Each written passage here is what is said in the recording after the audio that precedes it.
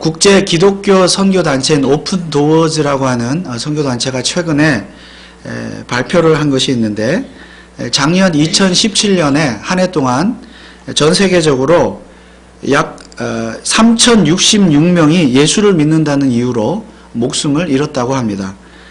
특히 북한은 17년 연속 세계 최악의 기독교인 박해 국가로 지목이 되었으며, 나이지리아는 작년 전 세계에서 희생된 3,066명 중에서 무려 3분의 2에 해당되는 약 2,000명이 예수를 믿는다는 이유로 목숨을 잃어서 4년 연속 최악의 순교자를 낳은 그런 나라로, 기독교 박해 국가로 지목이 되었습니다. 이렇게 많은 사람들이 해마다 예수를 믿는다는 이유로 순교를 당하고 있는데, 우리는 그렇기 때문에 더욱 이들 나라들과 또 핍박당하는 그리스도인들을 위해서 기도해야 될 줄 믿습니다. 오순절 성령 강림으로 인하여 세워진 예루살렘 교회는 사도들의 복음 전파로 인하여 폭발적인 성장을 이루었습니다. 그런데 교회란 항상 좋은 일이 있으면 또 안 좋은 일도 있듯이 이 예루살렘 교회에 안 좋은 일이 일어났습니다. 무엇인가 하면 바로 스데반 집사의 순교였습니다. 스데반은 앞서 예루살렘 교회가 세운 7명의 집사들 가운데 한 명이었습니다.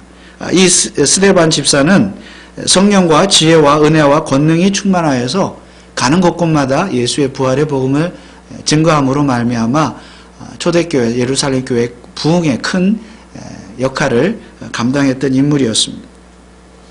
그러나 그러한 스데반을 미워했던 유대인들, 특별히 헬라파 유대인들은 그가 전하는 복음이 마음에 들지 않아서 그를 잡아 체포해서 사내들인 공의회, 유대의 최고 의결 기관인 사내들인 공회에 끌고 가서 그를 고소했습니다. 그를 고소했던 죄목이 무엇인가 하면 사도행전 6장 마지막 부분에 나옵니다. 한마디로 구약의 선지자들, 모세를 비롯해서 다윗과 솔로몬과 같은 선지자들, 왕들을 모독했다. 그리고 율법을 모독했다. 또 성전을 모독했다. 하나님을 모독했다. 이런 죄목을 갖다 붙이고 스데반을 고소를 했습니다. 자, 그런데 이 정도의 죄목이라고 한다면 유대 율법에 의하면 사형감입니다. 그래서 실제로 유대인들은 스데반 집사를 성 밖으로 끌어내서 돌로 쳐서 죽였던 것입니다. 사실 당시 이스라엘은 로마의 지배를 받고 있었기 때문에 로마가 파송한 임명한 총독의 허락이 없으면 사람을 죽일 수가 없습니다. 불법이에요. 그럼에도 불구하고 유대인들이 자기들 힘으로 사람을 죽였습니다. 이는 아마도 충동적으로 스데반 이 집사님의 설교를 듣고 너무 화가 나가지고 충동적으로 그를 죽였던 것 같습니다. 54절에 저희가 이 말을 듣고 마음에 찔려 저를 향하여 이를 갈거늘. 얼마나 듣기 싫었으면 이를 갈았습니다. 여기 마음에 찔렸다는 것은 양심의 가책을 느꼈다는 것이 아니라 분노했다는 것입니다. 57, 58절에도 저희가 큰 소리를 지르며 귀를 막고 일심으로 그에게 달려들어 성 밖으로 내치고 돌로 칠세. 귀를 막고 듣기 싫다는 거죠. 예수에 대한 그런 어떤 복음이 듣기 싫다는 겁니다. 그러니까 아마도 순간 분노해가지고 충동적으로 그를 데리고 나가서 스데반 집사를 죽였던 것 같습니다. 그러면 도대체 스데반 집사가 어떤 설교를 했길래 유대인들은 그렇게 이를 갈 정도로 분노하고 그를 죽였던 것입니까? 유대인들이 스데반 집사를 사내들인 공회 앞에 데리고 와서 고소를 했을 때 대제사장이 스데반 집사에게 이렇게 신문을 했습니다. 7장 1절은 이렇게 시작하죠. 대제사장이 가로되 이것이 사실이냐. 스데반 집사가 그 이전에 이렇게 설교했던, 복음을 전했던 내용, 이런 내용들이 다 사실이냐 그 말이죠. 그리고 그를 고소했던 사람들의 고소의 내용이 사실이냐. 그래서 스데반 집사는 사내들인 공회원들 앞에서, 그 지체가 높으신 사람들 앞에서 다시 한번 자신이 전했던 복음을 말하게 되는데, 설교하게 되는데, 그것이 바로 사도행전 7장의 내용입니다. 하나님에 대해서, 모세에 대해서, 율법에 대해서, 성전에 대해서 다시 한번 스데반 집사가 설교를 하죠. 그 내용이 굉장히 길어요. 7장 전체가 다 무려 53절이나 될 정도로 굉장히 긴 설교를 했습니다. 그런데 이 설교 내용을 자세히 보면은 이스라엘의 역사입니다. 이스라엘 역사를 처음부터 끝까지 다 훑었어요. 아브라함부터 시작을 해서 요셉 이야기, 애굽에서의 노예 생활 이야기, 모세에 의한 출애굽 사건, 광야에서의 금송아지 사건, 여호수아에 의한 가나안 땅 정복, 다윗과 솔로몬에 의한 성전 건축, 바벨론 포로에 이르기까지 이스라엘의 전체 역사를 쭉 훑었습니다. 자, 그런데 유대인들은 왜 화가 났습니까? 스데반 집사가 이스라엘의 역사를 왜곡이라도 했습니까? 여러분, 스데반이 이스라엘의 역사를 쭉 훑었던 이유가 무엇이며, 그리고 역사 이야기의 결론은 무엇입니까? 7장 51절 말씀에 보면 스데반 집사가 이렇게 말했습니다. 목이 곧고 마음과 귀에 할례를 받지 못한 사람들아, 너희가 항상 성령을 거스려 너희 조상과 같이 너희도 하는도다. 지금 이 스데반의 설교를 듣는 이 당시의 유대인들, 과거의 역사를 왜 말해줘요? 왜 말했어요? 조상들의 역사를 통해서 그 조상들이나 지금 너희들이나 똑같다 그 말. 똑같구나 그 말이죠. 뭐가 똑같다는 것입니까? 목이 곧고 마음과 귀에 할례를 받지 못한 점, 그리고 성령을 거스러 행한 점, 이 점이 조상이나 후손이나 똑같다 그 말입니다. 그러면 구체적으로 어떤 면에서 조상이나 후손들이나 똑같다는 것입니까? 스데반의 설교는 하나님의 영광으로 시작을 합니다. 자, 7장 2절 3절에 보면 스데반이 가로되 여러분 부형들이, 이제 사내들인 공회 앞에서 다시 말하는 거죠. 유대인들에게. 여러분 부형들이여 들으소서. 우리 조상 아브라함이 하란에 있기 전 메소포타미아에 있을 때에 영광의 하나님이 그에게 보여 가라사대 내 고향과 친척을 떠나 내가 내게 보일 땅으로 가라 하시니. 영광의 하나님이 아브라함을 불렀다 그 말이죠. 하나님의 영광, 영광의 하나님. 여러분, 이스라엘의 그 시작은 아브라함부터 시작을 하죠. 아브라함이 이스라엘 같은 민족의 시조라고 말할 수 있습니다. 하나님의 하란 땅에 있는, 이방 땅에 있는 아브라함을 불러내셨는데, 그리고 그러할 말미암아 아브라함을 통하여 그 후손을 통해서 이스라엘 민족을 이루게 하셨는데, 그 하나님은 어떤 하나님이냐? 영광의 하나님입니다. 그럼 이 말은 무슨 뜻입니까? 이스라엘 민족을 영광스럽게 해주겠다. 다시 말하면 세상의 모든 민족들 가운데 하필 유독 이스라엘 민족만을 내가 선택하여서 나의 영광을 그들에게 보여주겠다. 나의 영광이 그들에게 임하게 해주겠다. 쉽게 말하면 내가 그들과 함께 하겠다 그 말이죠. 그래서 이스라엘 민족은 하나님의 영광을 보는, 영광을 받은 영광스러운 민족이었습니다.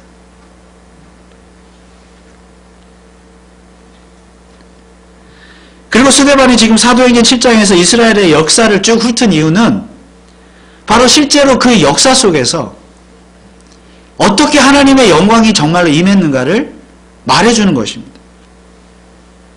스데반의 설교 중에서 핵심 단어를 뽑으라고 한다면 성전입니다. 성막이란 말도 나오지만 성전입니다. 성막이 나중에 성전이 되니까. 성전이라는 말이 핵심 단어입니다. 즉 하나님의 영광이 이스라엘 민족에게 어떻게 임하느냐? 성전을 통해서 임한다. 그렇죠? 광야 시대부터 성막을 짓고 가나안 땅에 들어가고 이스라엘 땅에 들어가서 가나안 땅에서는 이제 고정적인 성전을 짓죠. 성전은 무엇입니까? 하나님의 영광의 실체 아닙니까? 하나님이 그들과 함께 하신다는 증거가 성전이지 않습니다.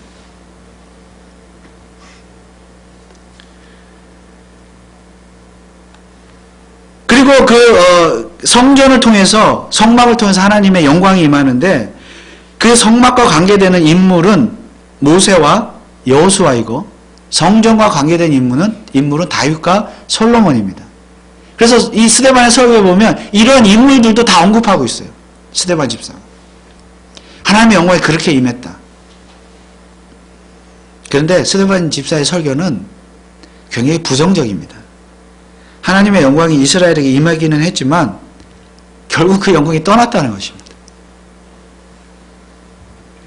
성전에서 영광이 떠났다. 그 말은 결국 이스라엘 백성으로부터 하나님의 영광이 떠났다. 그 말이죠. 그러면 하나님의 영광이 떠난 이유는 무엇입니까? 하나님께서 주신 율법, 하나님의 말씀을 지키지 않았기 때문에, 불순종했기 때문이다. 이렇게 스데반 집사가 설교를 하고 있습니다. 그래서 여러분, 이스라엘로부터 하나님의 영광이 떠난 증거가 무엇입니까? 바벨론 포로죠.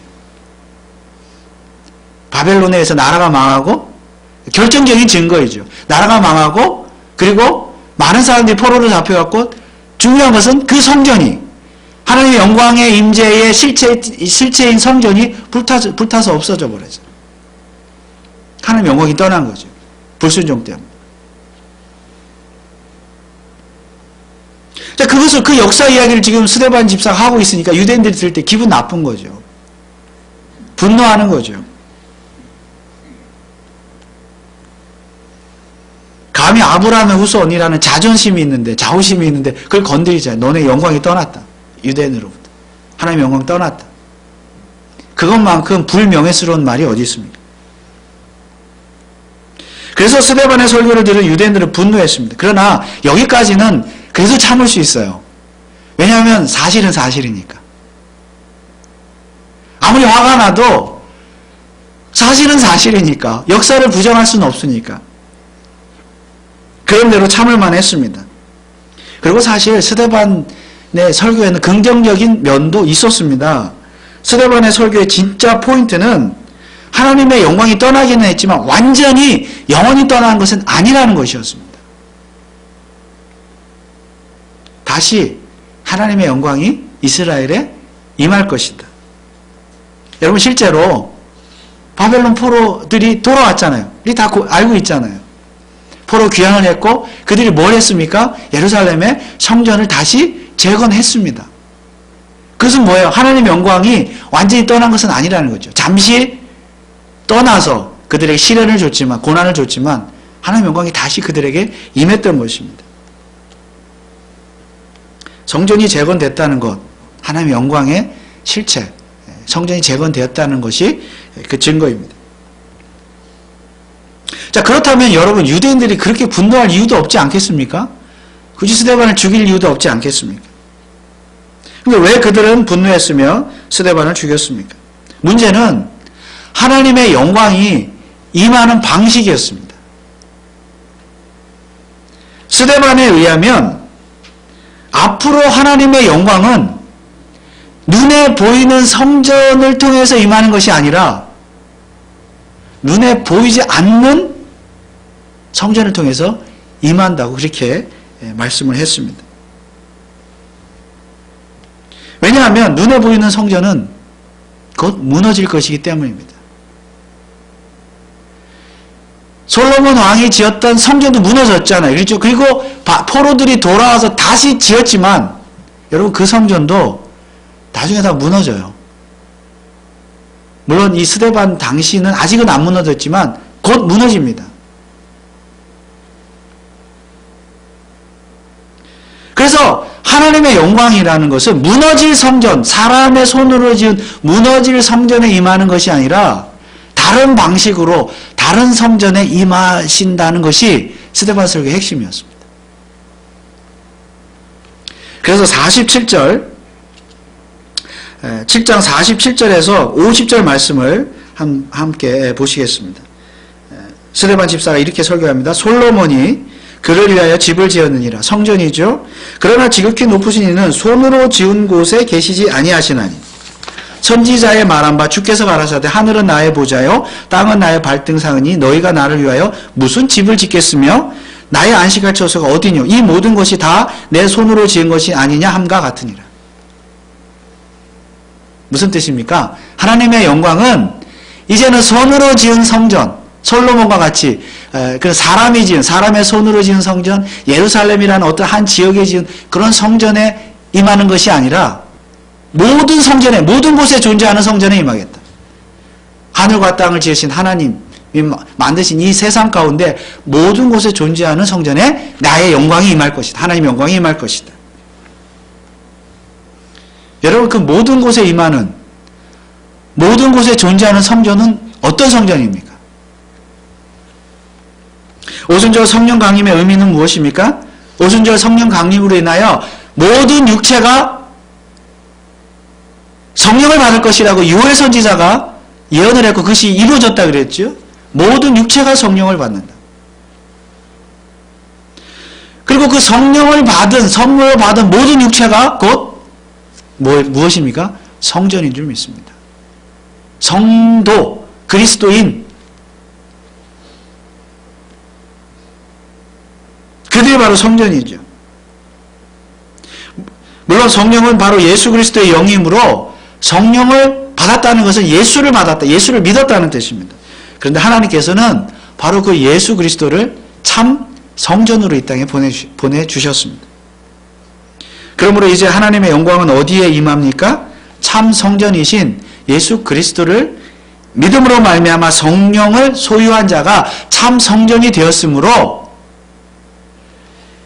이제 하나님의 영광은 예수를 믿는 성도 안에 임하게 된 줄 믿으시기 바랍니다. 성도가 누구입니까? 바로 우리들이죠. 우리 자신들. 오늘 저와 여러분들처럼 예수를 믿어 구원받은 성도가 바로 하나님의 성전, 하나님의 영광이 임하는 성전이 되었으므로 오늘 우리 안에, 여러분들 안에 하나님의 영광이 충만히 지금 임하고 있다는 사실을 믿으셔야 합니다. 그래서 우리 성도는 그야말로 영광스러운 존재입니다. 세상에 볼 때는 보잘것없는 존재일지 몰라도 하나님 보실 때는 굉장히 영광스러운 존재입니다. 왜냐하면 하나님의 영광이 임하는 성전이기 때문입니다. 그런데 스데반 집사가 구약 이스라엘의 역사를 말하는 이유는 그 역사 자체가 뭐예요? 장차 이 땅에 임하실 참 성전이신 예수 그리스도를 보여주는 역사였기 때문에 그 역사를 말하는 것입니다. 이스라엘의 역사를 통해서 하나님은 계획하신 것이 무슨 계획이요? 참 성전이신 예수 그리스도를 이 땅에 보내시기로, 그렇게 그 역사를 통해서 계획하신 것입니다. 구약의 역사는 그래서 참 성전이신 예수 그리스도를 이 세상에 보내셔서 그를 통하여 이 땅에 성전을 짓고, 참 성전이죠. 그 성전 안에 하나님의 영광이 임하도록 하시는 하나님의 계획을 보여주는 하나님의 역사였습니다. 그리고 구약에 등장하는 인물들, 모세, 지금 스데반 집사가 인용하는 모세나 요셉이나 솔로몬이나 다윗과 같은 모든 선지자들, 왕들은 바로 그 예수 그리스도를 보여주는 전달자들이었다는 사실입니다.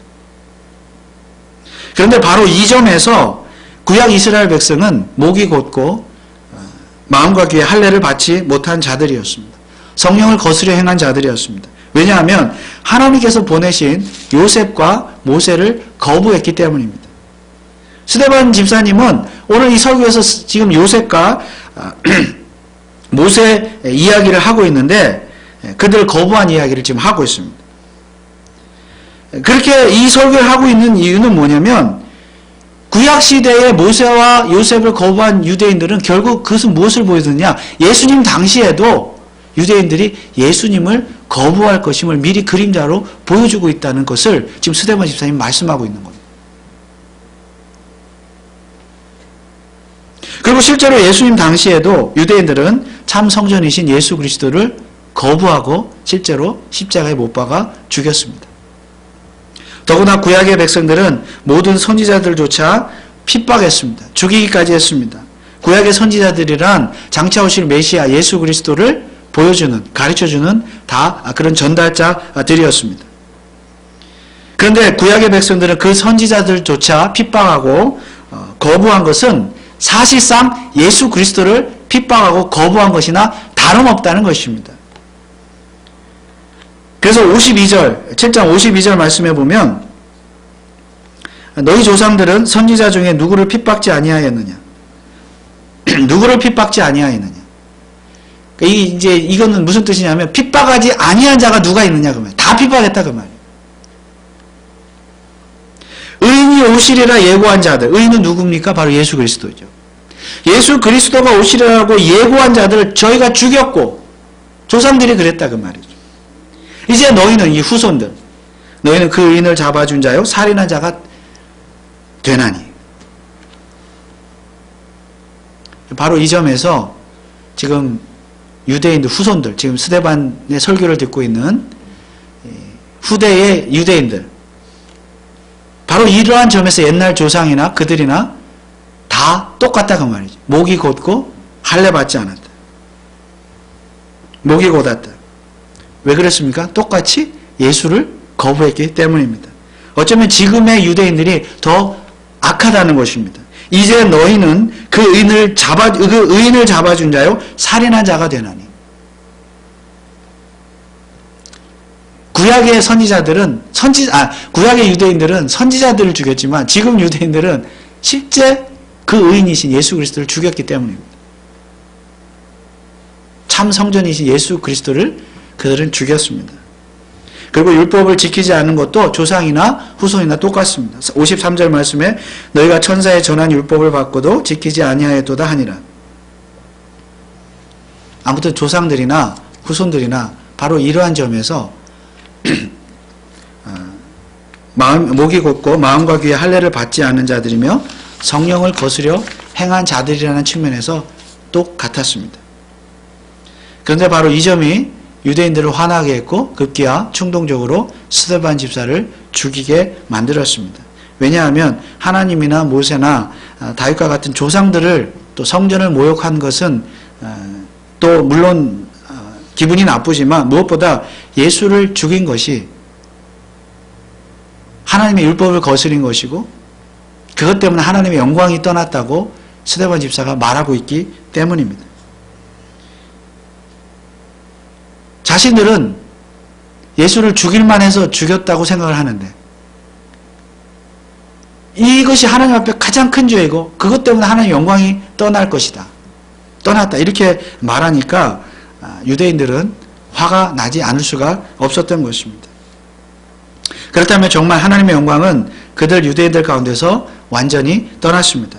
그 당시 그들에게는 헤롯 대왕이 다시 지은 크고 웅장한 예루살렘 성전이 있었는데 예수를 거부하고 죽인 유대인들 때문에 그 성전에서 하나님의 영광이 완전히 떠났습니다. 참 성전이신 예수님 자신이 그 헤롯 성전이 무너질 것임을 예언하셨을 뿐만이 아니라 실제로 스데반의 순교 이후에 약 40년 후인 AD 70년에 로마에 의해서 이 예루살렘 성전이 완전히 무너졌던 것입니다. 그래야 해서 하나님의 영광이 완전히 떠나게 되었던 것입니다. 그리고 스데반 집사는 이 일로 인하여 기독교 역사상 최초의 순교자가 되었습니다. 앞서 해마다 전 세계적으로 순교자들이 많이 나온다고 생긴다고 했는데 이들은 다 스데반 집사님의 그런 뒤를 이은 순교자들입니다. 그런데 중요한 것은 스데반 집사는 하나님의 영광을 보았다는 것입니다. 오늘 55절 56절 말씀에 스데반이 성령이 충만하여 하늘을 우러러 주목하여 하나님의 영광과 및 예수께서 하나님 우편에 서신 것을 보고 말하되 보라 하늘이 열리고 인자가 하나님 우편에 서신 것을 보노라 한대. 스데반 집사님은 죽어가는 그 순간에 무엇을 보았습니까? 하나님의 영광을 보았습니다. 여러분 사도행전 7장 스데반의 설교는 하나님의 영광으로 시작한다 그랬죠? 끝도 하나님의 영광으로 끝납니다. 하나님의 영광이 충만한 자였죠. 스데반 집사는. 하나님의 영광 때문에 살았던 자였습니다.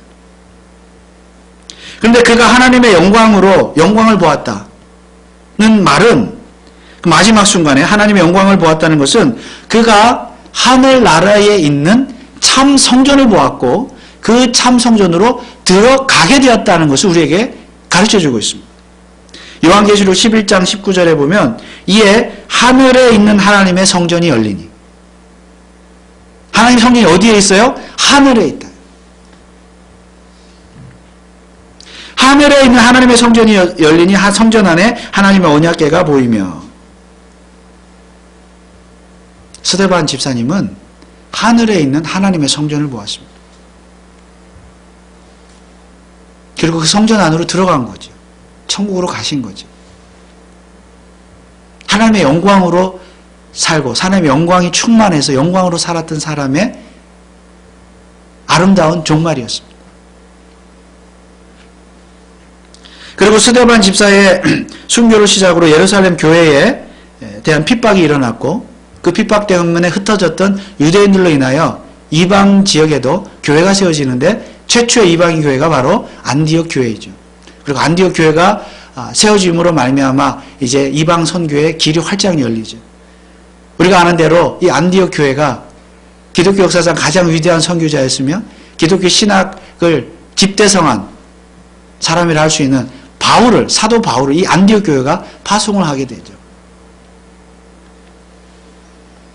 그래서 예수의 복음이 땅끝까지 전파되는 그 일이 이제 비교적 비로소 시작이 되었던 것입니다.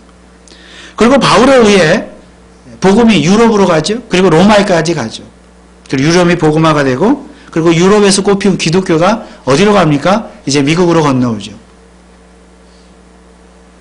그리고 미국의 그 기독교가 또 어디로 가요? 우리 또 한국으로 가게 되죠. 100여 년 전에. 그래서 오늘 저와 여러분들이 한국에서 미국에서 또 예수 믿은 사람도 있겠지만 한국에서 예수를 믿게 되었던 것입니다. 그렇다면 스데반 집사의 순교의 피는 결코 헛되지 않았습니다. 왜냐하면 그의 피가 결국 조선의 대동강변에서 흘린 토마스 선교사의 피로 이어졌던 것이죠. 그리고 그 피가 순교자의 피가 한국의 교회를 세웠습니다. 성령의 역사였습니다. 그리고 그 선교사의 피가 꽃을 피워서 피가 씨앗이 되어서 꽃을 피워서 한국의 교회를 일으켰고 큰 부흥을 일으켰고 그리고 우리들도 예수 믿게 되었고 또 미국에까지 와서 이민 교회를 형성하게 되고 오늘 우리가 신앙생활 하게 된 줄 믿습니다. 이 모든 것이 다 스데반 집사의 순교의 피의 열매인 줄 믿습니다. 만약 스데반 집사의 순교가 없었다면 예루살렘에 대한 교회에 대한 핍박도 없었을 것이며 흩어지는 성도들도 없었을 것이고 안디옥 교회도 존재하지 않았을 것입니다. 물론 하나님께서 하나님의 방법으로 어떤 방법으로든지 우리가 알지 못한 다른 방법을 통해서라도 복음이 땅끝까지 전파하게 하셨을 것이고 오늘 우리로 하여금 예수를 믿게 하셨겠지만 아무튼 스데반 집사님의 순교의 피가 초대교회를 부흥케 하셨고 오늘 저와 여러분들까지 예수 믿게 하셨다는 사실입니다. 중요한 것은 교회는 핍박과 순교를 통해서 부흥하고 확장하고 성장한다는 사실입니다. 그래서 초대교회의 교부이며 삼위일체라고 하는 신학적인 용어를 처음으로 만들어 사용했던 터툴리안이라고 하는 교부는 이렇게 말했습니다. 순교자들의 피는 교회의 씨앗이다. 그러므로 오늘 우리 교회도 카마리오 제1장로교회도 바로 이 순교자들의 흘린 피가 씨앗이 되어 세워진 교회인 줄 믿습니다.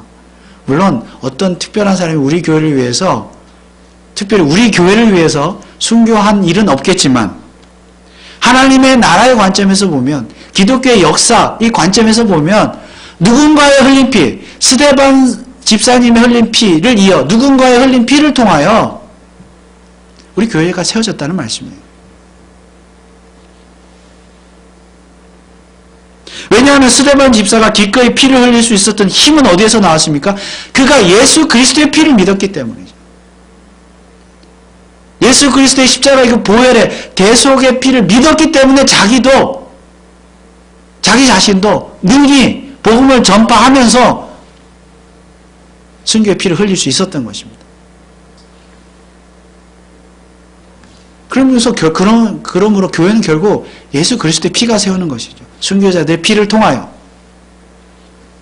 그리고 앞으로도 하나님은 순교자들의 피를 통하여 이 땅에 교회들을 세워 나가실 것입니다. 그리고 그 순교자들의 수가 차면, 우리는 알지 못하지만 순교자들의 수가 차면 예수 그리스도는 재림하실 것입니다.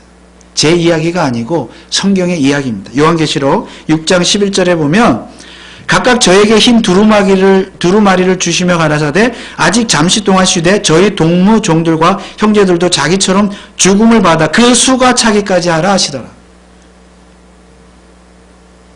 순교자들의 수가 다 차면 예수님 재림하시는 거예요. 그때까지 순교자들을 통해서 교회가 세워지는 것입니다. 복음이 전파되는 것입니다. 그러므로 현재도 앞서 말씀드린 것처럼 이 세상에 많은 순교자들이 있고 예수를 믿는다는 이유로 목숨을 잃는 이런 일들 참으로 안타까운 일이고 비극적인 일이고 그런 일이 일어나서는 안 되겠죠. 우리가 기도해야 되겠지만은 중요한 것은 우리는 이러한 일을 통하여 점점 더 예수 그리스도의 재림의 때가 갖고 왔음을 깨닫고 준비하고 깨어 있어야 합니다. 그러면 우리는 어떻게 깨어 있어야 합니까? 우리는 살아있는 재물이 되어야 합니다.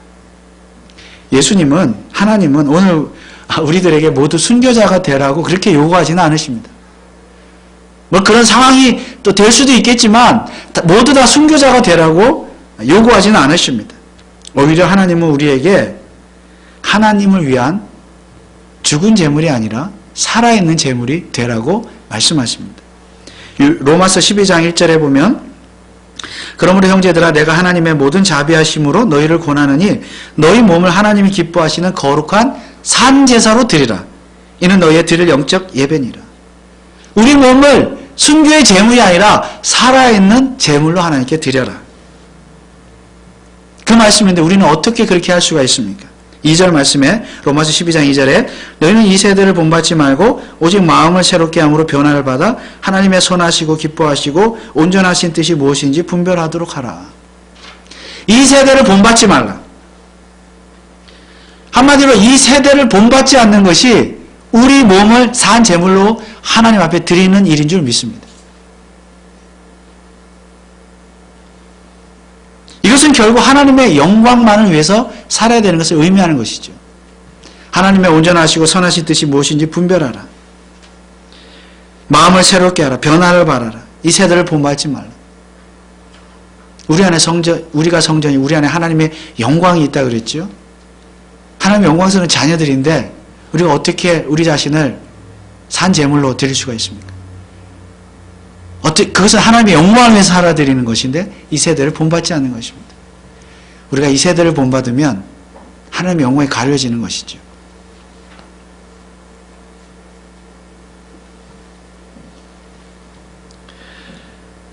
우리 교회가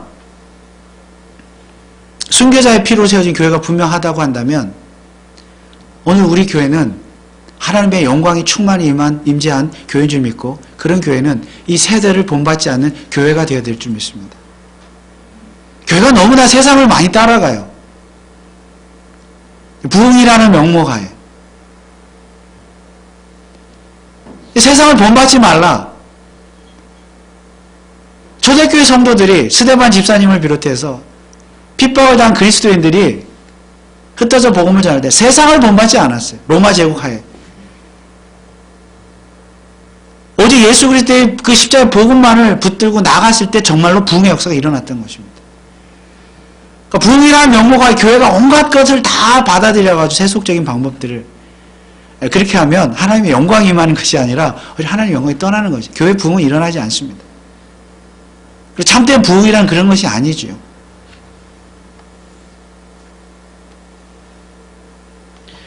교회도 그럴 뿐만 아니라 우리 성도도 그렇게 살아야 됩니다. 스데반 집사님 마지막 하나님의 영광을 보았다 그랬습니다. 하늘에 있는.